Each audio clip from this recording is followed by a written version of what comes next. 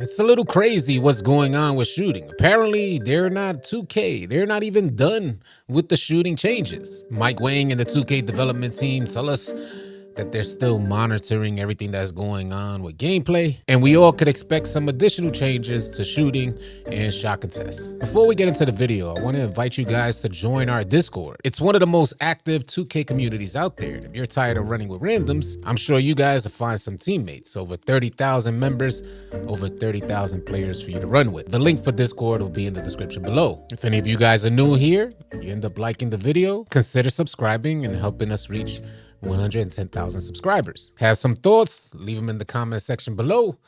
Let's get to the video. It's AllCity. Load up that clip. Yo, this shooting ish is like a straight novella, like a soap opera. I swear, sometimes it feels like 2K just purposely turns us against each other. United we stand, divided we fall. That straight divide and conquer mentality. Except 2K, they're just trying to conquer our pockets. If they keep us divided long enough, we won't be able to share our continued experience on 2K games. Our complaints, our gripes, our arguments, they'll all fall on deaf ears. Neither here nor there, just some thoughts that I wanted to share. But I'm not finna waste you guys' time, so we're just gonna jump right into this. 2K sent out this post yesterday saying this morning the gameplay team released a hotfix update for PlayStation 5, Xbox Series X and S, and PC that made a slight buff to interior and perimeter contest system based on community feedback and game telemetry data.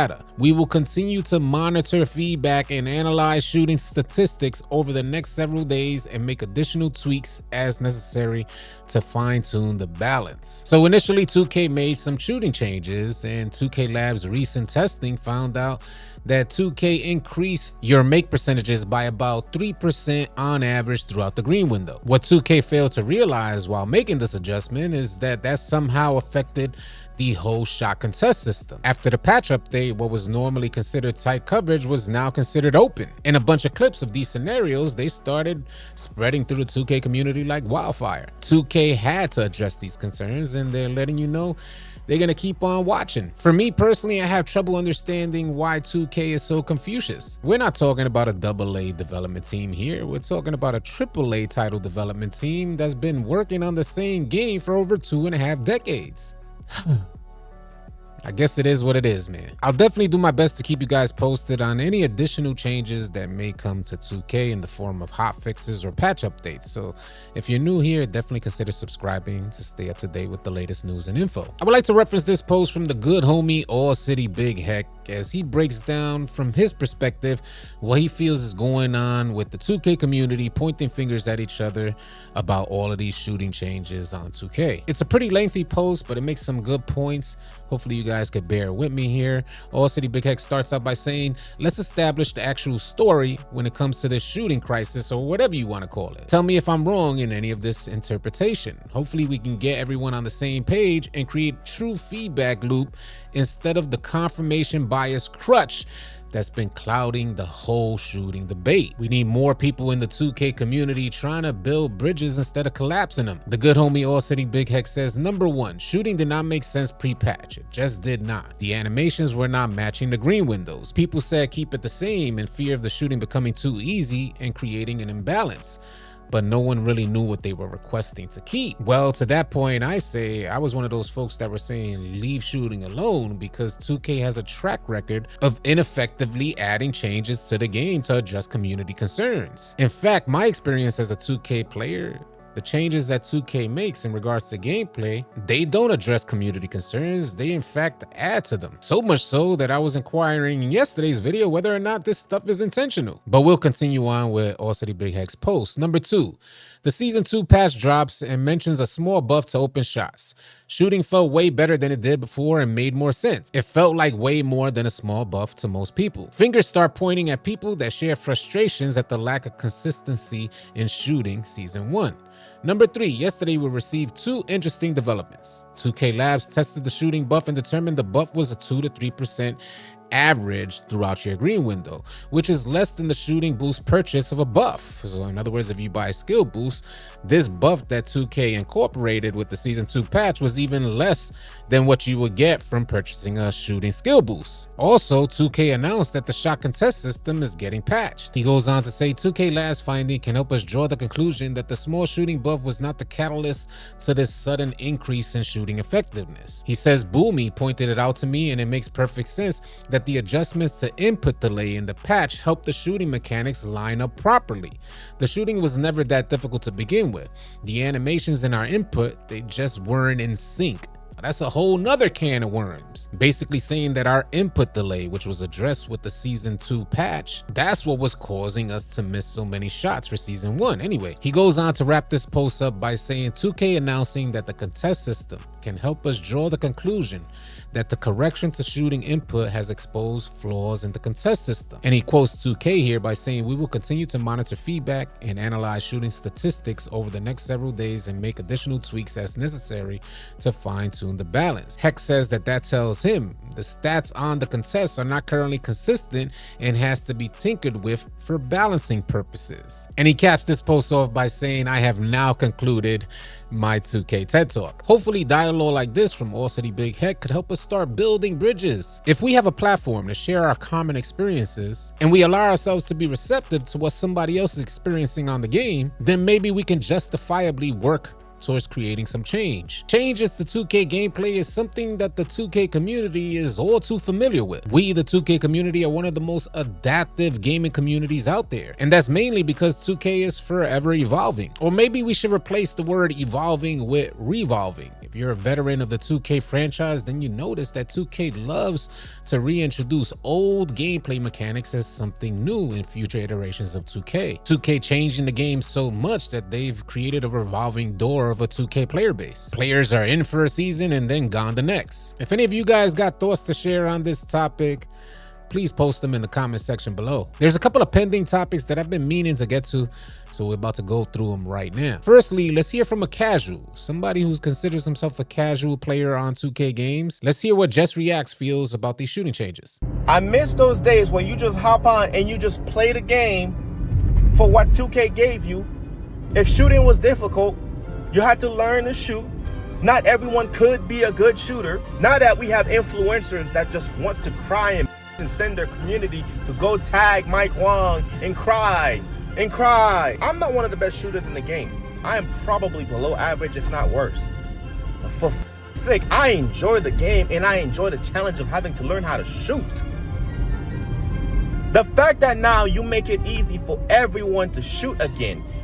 What is the point of creating a game every single year, Mike Wang, and folding to the pressure of a bunch of cry little baby influencers who haven't even fully developed their brain cells yet? What is that?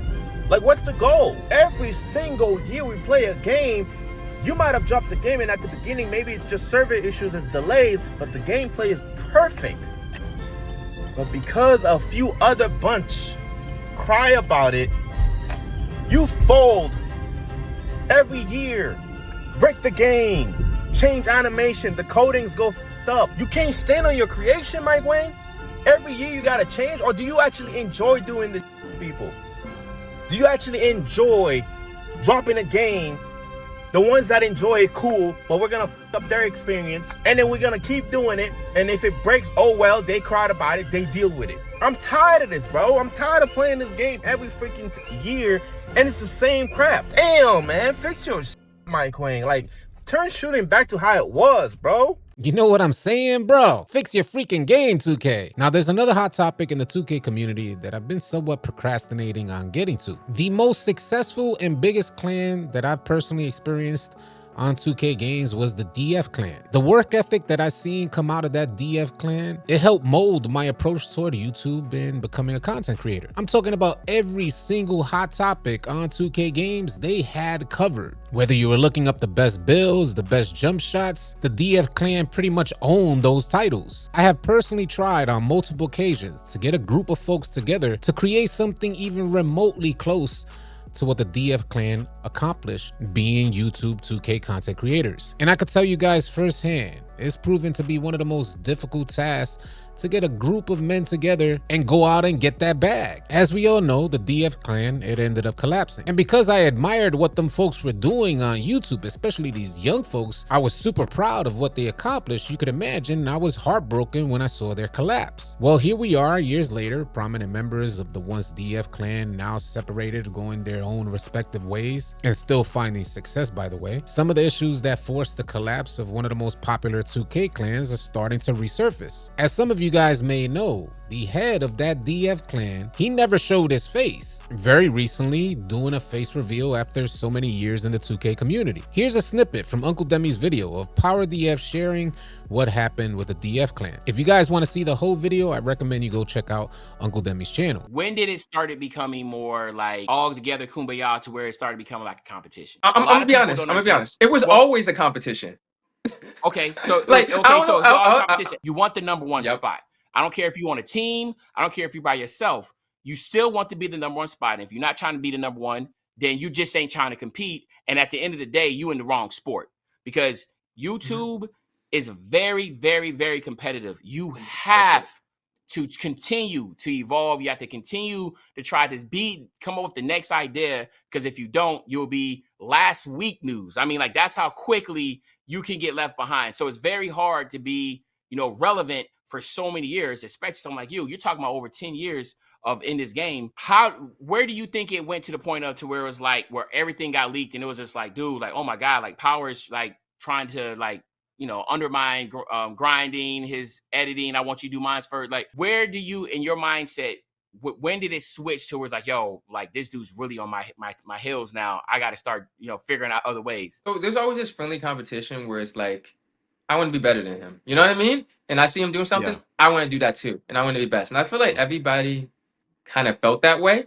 But I do feel like it became kind of toxic in the way. But I feel like it's because as a YouTuber, there's this direct competition that you can't control.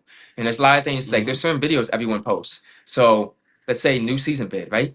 We all racing out to get out that video, right? Like, you know what I mean? Or and just to put the backdrop, I'm sorry to cut you off, Yeah. but put the backdrop in so Yeah. people that are watching know. They have the same editor. All right. So y'all have the same editor. So now continue. Yeah, exactly. So we had the same editor, and so when we both want to post a video on something, now somebody's not going to get their video out. And at first, you know what I mean. At first, like the person who was editing for me was just my editor, and then so he picked up grinding kind of later, and I think he started out as an editor in the clan, so he kind of felt like he had to do it for grinding because he was in the clan, and I was like, I was cool with it at first, and then I was like, man, why are my videos taking twice as long now?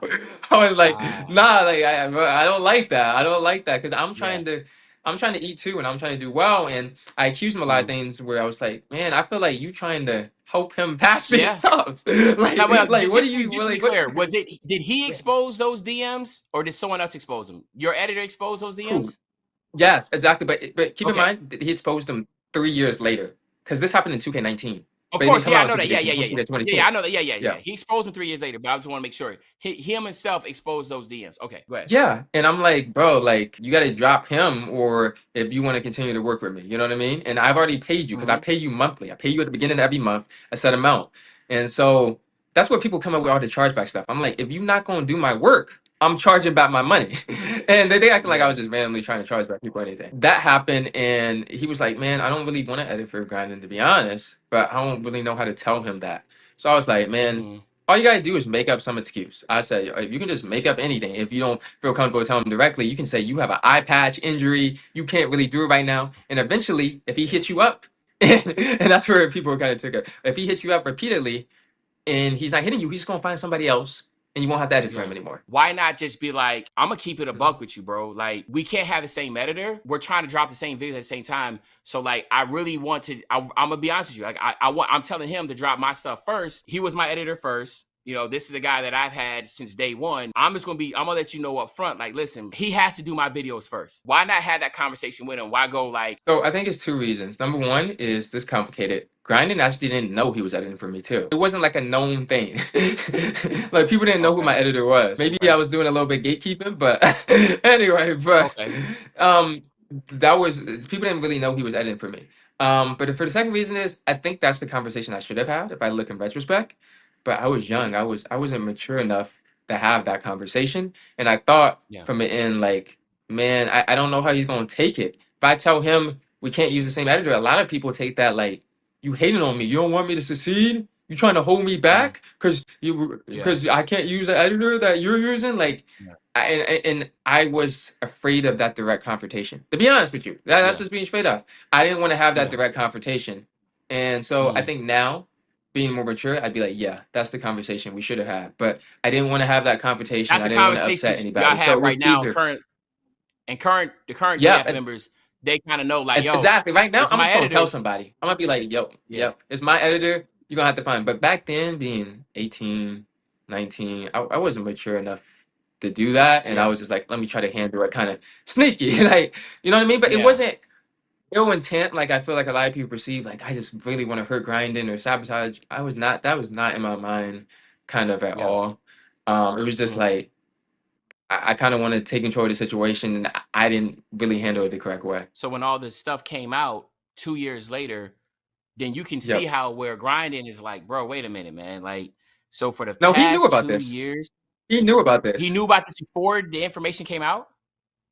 Yes, I told him this. Why did grinding react the way he reacted when it came public? Because one, I think it's another thing to hear the actual voice messages, and two, it's public embarrassment. Like, what can you do if you're grinding in that situation? So Leck put Yeah, it Luck out. did So put it in. how are you supposed to react to that? Oh, it's okay. He said all this stuff about me. Like, no, you know what I mean? So yeah, he knew that something happened with Leck, and I didn't want him editing the videos, but I don't think he knew the extent of what I said and exactly what was in the messages. Does that make sense? Like, nobody Yeah. showed him the messages, but he had a general Yeah. idea. Like, yeah, I told Luck, and I didn't want him editing the videos, and then Luck was editing for me. So why did Luck leak the videos? What was the issue? Short story is I kicked him from the clan. So I had kicked Luck from the clan, and he's like, okay, well then I'm gonna drop these videos of you, and he went back to the DMs. When It's one of those when things where not honestly, if it wasn't done publicly, like let's say Luck showed grinding this privately, I don't even think nobody would have left. Now, this was a group of kids dealing with grown man money, doing their best to make grown man decisions. 9 times out of 10, I'd say that collapse is inevitable. But I would like to add, I commend these young folks for even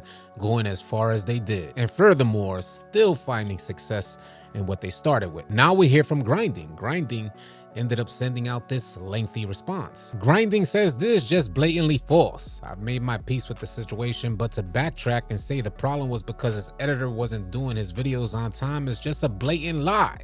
As you can tell from the voice clips, his problem was that I passed him in subs because I was able to upload more frequently. We're gonna play that clip he's referencing right after I read this. And also to give you guys some perspective, from what I understand, Power DF already had 100k subscribers when starting the DF clan. So passing Power DF in subscribers was definitely an accomplishment for Grinding. Anyway, Grinding goes on to say, I also don't like how the narrative was spun and chopped up to competitiveness.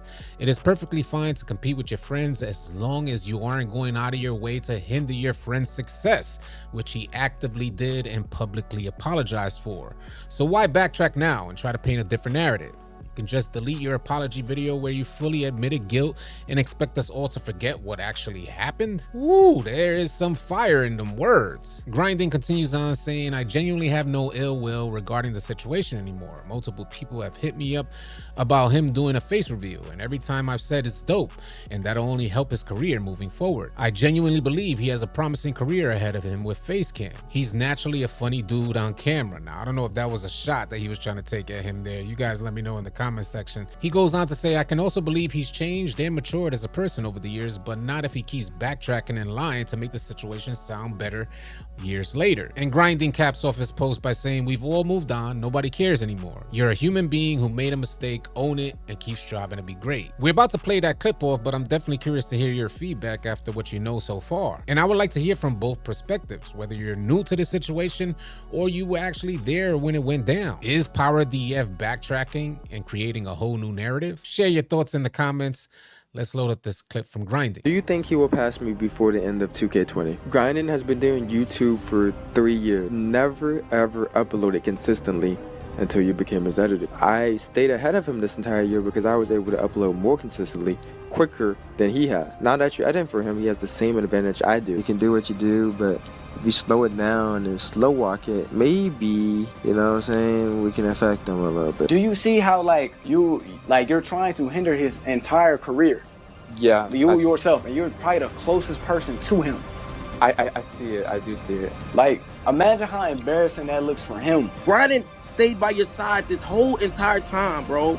It's like you betrayed him, man. You know what I'm saying? That shit don't only hurt the people around you, but it hurt the fans, man. Yeah, everybody that feels that way has a right to feel that way. Because, like, I betrayed him. No power more than anybody. And I'm willing to bet if he makes a video, he's gonna try and twist the narrative to it wasn't even about grinding for real. I was just mad that he was using my editor. And for context, I didn't know Luck was his editor at the time because he never told me. You can ask him, he even said it in his Twitter space. But I'm willing to bet the narrative he's gonna try to spin to save face is that it wasn't even about me for real. It was just about that we were sharing the same editor and he didn't like that. But that's just not true. In the voice notes that I showed y'all, his issue wasn't that Luck didn't have time to edit for him, or it wasn't that I was taking time away from Luck to edit Power's videos. His main issue that he made very clear was that ever since Luck started editing for me, I started gaining too many subs. So the not wanting to share an editor thing, it sounds good, but I don't think it's true. Here we are years later, and details behind the DF collapse they begin to resurface. And I just want to add very quickly, the fact that this is even a topic of conversation shows how much of an impact these young men created in the 2K community. It's definitely commendable, and it's a testament to what they accomplished. Power DF still to this day gets a bunch of backlash for his actions. There's no way that you could create that much success and not have good moments tied to it. It wasn't all about the drama. In this last clip, we'll share the last good times of one of the most powerful, impactful 2K clans of all time. Everyone that's clouded in DF, they joined before they had 10K subs, other than Power, who started the clan with 100,000 subs. Little side note, just wanted to say, you know what I'm saying, whatever. Shout out to Power, by the way. I love the dude. Aiden, he made DF. He made a whole impact movement on DF. Oh, yeah, that is true. He's right. He's right. That is true. I'm not gonna lie, you are right about that. Where am I? Bro, Aiden, without Power, there's no grinding. Yeah. No Listen, Power, shout out to you, bro. I'm so grateful for you because if it wasn't for you, I would not be in this position at all, chat. I literally would not be here without Power. You've helped me so much, it's unreal. Chat, I can't stop crying. It's crazy. Power, bro, I love you, my nigga. For real, bro, cause if you didn't tell me to switch to the console, bro, I would literally not be right here, bro. I swear to God, I wouldn't. Power, I appreciate you out of everybody in this community, bro. For real, bro. I remember when me and Power, it was literally me and Power versus the community at one point, chat. It was me and him, bro. Everybody hated the game. We loved the game, and everybody kept hating on us, chat. But we kept pushing, bro. Joint damn near brought a tear to my eye, man. Ain't that something? The fact that last clip was even created and shared publicly shows that there's still some emotions tied to what once was. But I would like to just let it be known, and hopefully it's noted, despite how much money was involved in what they had going on with the DF clan, none of this went past 2K. The way in which these young men chose to handle their differences, it's definitely something to hang their hat on. As always, I'm curious to hear your thoughts. Share them in the comment section below. Drop a like, drop a sub. I'll catch you guys on the next video. Easy, y'all. If you guys are tired of running with randoms and you're looking for players to run with on NBA 2K, come on out and join the AllCity 2K Discord. The link will be in the description below. Find players and get runs now. Drop a like and drop a sub on your way out. Leave your thoughts and comments in the comment section below. I'll catch you guys on the next video. Easy, y'all.